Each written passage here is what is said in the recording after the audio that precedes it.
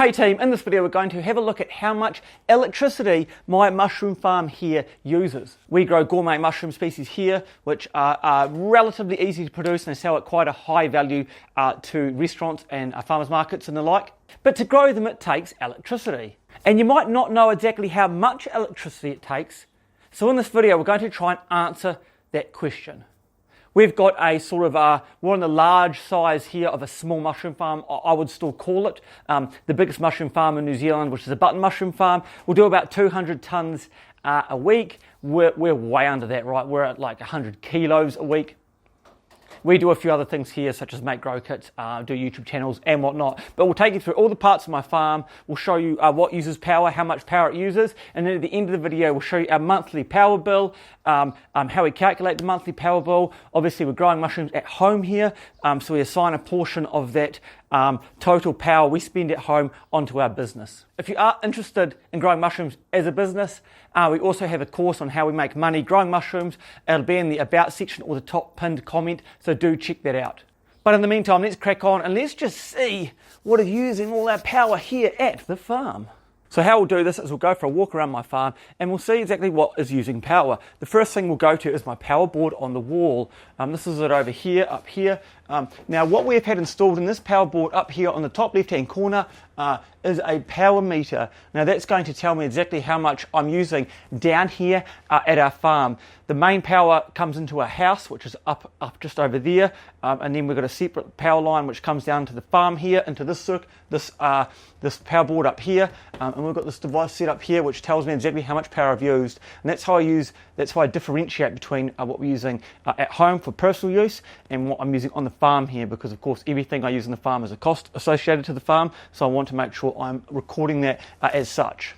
Now this is ticking over 0.1 kilowatt about every 45 seconds right now. So every 45 seconds we're using 0.1 kilowatts, times that by 10, so 450 seconds, and we're using 1 kilowatt hour of power currently at the farm here.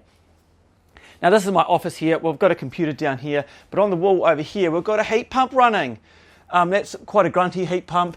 It's really hot here today. It's like 30 degrees outside, right? So that's going keeping my office cool. I don't use that all the time. I use it a lot more in winter when we like to keep this place warm because we actually spill out. We're spilling out into the hallway here. So we've got kits and spawn and all sorts of good stuff just incubating in our hallway. And that heat pump allows me to control the temperature of the room out here. So that is using power, and I think that's got about a 4 kilowatt draw, but we'll check that when we go outside shortly. Behind here is a fridge, an indoor commercial fridge right here. So this is constantly going. These don't draw too much. Got some of my coffee stuff in there, cream and whatnot. I put some spawn in here and other good things. So this is always on. It's at 1.7 degrees. So that's constantly drawing on the farm as well. So that's one point of power there. In here is my incubation room. This is going to be chocker. Now this has a heat pump buried at the back. We'll go for a little explore in there. Oh my gosh. Okay, you can't even get in here. So this is absolutely full. Down the back, I don't know if you can see, down the back there's a heat pump. There'd be like tons of mushroom substrate colonizing in here right now. There's a smaller heat pump out there that's keeping that room at about a balmy 22 degrees. So that's two heat pumps, the fridge, and as we step outside here into the bright sun, sorry if it's a bit bright, we've got our outdoor chiller which is constantly running. So this here runs outside. We've got all our fresh mushrooms. There you go, big stack of fresh mushrooms in there. That'll all go to the farmer's market tomorrow and other good stuff. So this is constantly running as well. This has a reasonable draw. What have we got? This is 1700 watts. Right, so this cooling, it's cooling capacity 1700 watts. So it just turned on. Max load 9 amps, yeah, so it's about 2 kilowatt, right? So that's going to sit there drawing about another 2 kilowatt.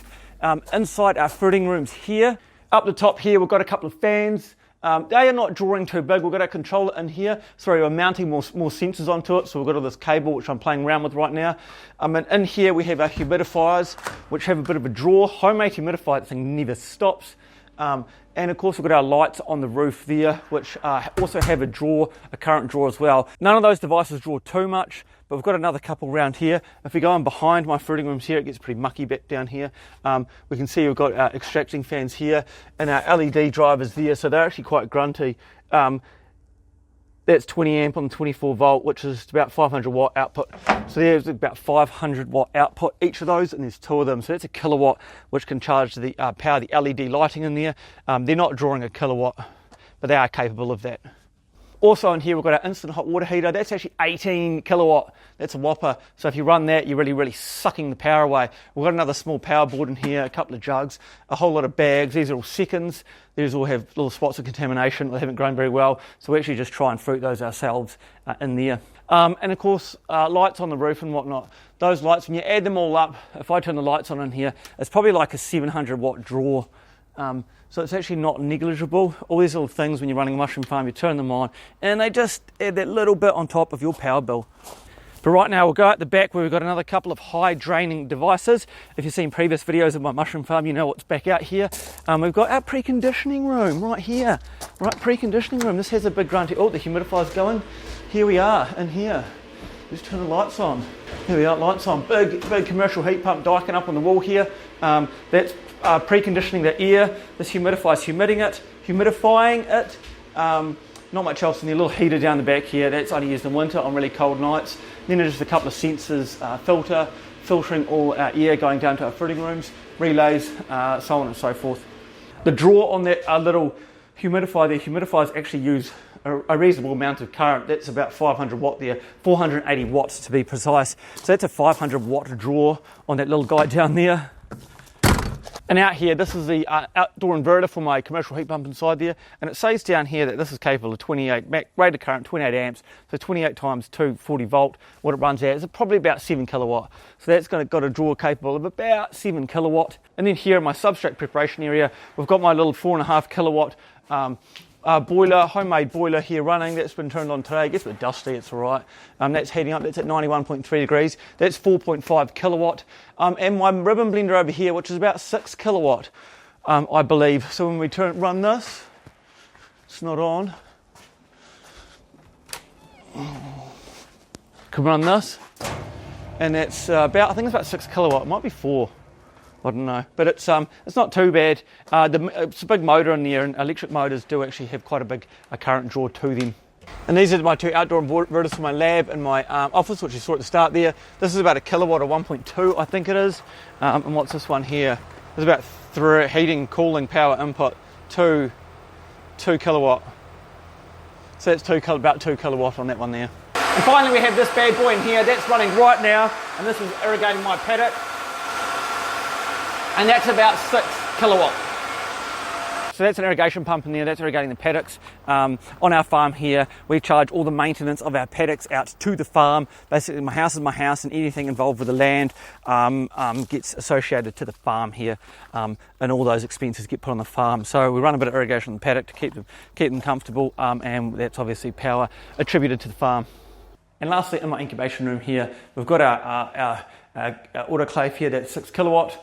We've got my flow hood. These flow hoods actually use a little bit of power, right? These fans up here aren't cheap to run. Well, they are not that bad, but what's this is probably 700 watt. 300 watts. So it's actually not quite as bad as what I thought. It's only 300 watt, so it's 300 watt light bulbs. I thought it was 700 watt. I was wrong. And then obviously that little heat pump in here. This is just basically the tiniest heat pump you can get. When you run these flow hoods in a room like this, especially because all my walls are insulated, it actually gets a bit hot in here, especially after you run that autoclave in the corner. So we have that there. When I run it, everything before I work in here, I turn that on, thing on the wall here. I turn it on to 16. I drop the temperature of this room, turn it off, and then I come in here and work. So we're just going to take a live measurement of how much power we're drawing. That says 29,079 kilowatt hours. So once it goes to 79.1, we'll start our timer here. And then we're going to time it to go 0.1 kilowatt. It's going to start any second now. There we go, start. So I'm now timing how long it takes to draw for our current farm, using everything we're using to draw 0.1 kilowatt. We've got that heat pump going behind me over there. We've got my boiler going outside. We've got our irrigation going. We've got the air conditioning unit going, heat pump going in the incubation room. And then probably a few other tiny devices, the humidifiers and whatnot. So we're on 21 seconds, 22. I want to guess it's going to take about, there we go, 25 seconds. So it took about 24 seconds to go 0.1 kilowatt hour. So with that, we can figure out exactly how much we're drawing on the farm right now. So we're using about 0.1 kilowatt every 24 seconds. Times that by 10 to go from 0.1 kilowatt to 1 kilowatt, and it goes from 24 seconds to 240 seconds. And 240 seconds is 4 minutes. So in about 4 minutes here, we're using 1 kilowatt of power. Extrapolate that out to 1 hour, so 4 minutes up to 1 hour, and that 1 kilowatt goes to 15 kilowatts. So in 1 hour here, we use right now about 15 kilowatts of power. Now, if we turn that irrigation off, we'd halve that, right? That irrigation is probably using 6 kilowatt plus some kilowatt because there's a big pump that's 60 meters underground, which is shoving that water up. So we'd probably drop, 7, 8 kilowatts if we turned that off. At summer here, at our farm, it will use maybe $350 to $400 New Zealand dollars of power a month. This may be around 220, 250 US dollars per month. But in the winter, it'll be easily double that. We would probably spend about $700 to $800 a month, so like $200 a week on powering this farm, New Zealand dollars. So maybe 550 US dollars a month powering our farm here. I am comfortable with using a lot of power. I like to make sure my fruiting rooms are producing good quality mushrooms all year round. At any time of the year, I like to think those chefs can come to me and say, hey, we want to put mushrooms on the menu. What have you got? And we'll be like, we've got good quality mushrooms, right? No matter how cold it is, no matter how hot it is, we're producing good quality mushrooms. And to do that all year round comfortably, you need to pay the power bill. So if you are starting a mushroom business, do factor that in. It's obviously going to be harder if you're in hotter or colder climates. I think the hardest climate to grow in is probably hot and humid. We're hot and dry here right now. We're hot and dry, and then we're cold in winter. So obviously it costs a bit more to heat in winter, not too hard to cool in summer if it's dry. You pay your power bill, you produce your good quality mushrooms, and you have a successful mushroom farm.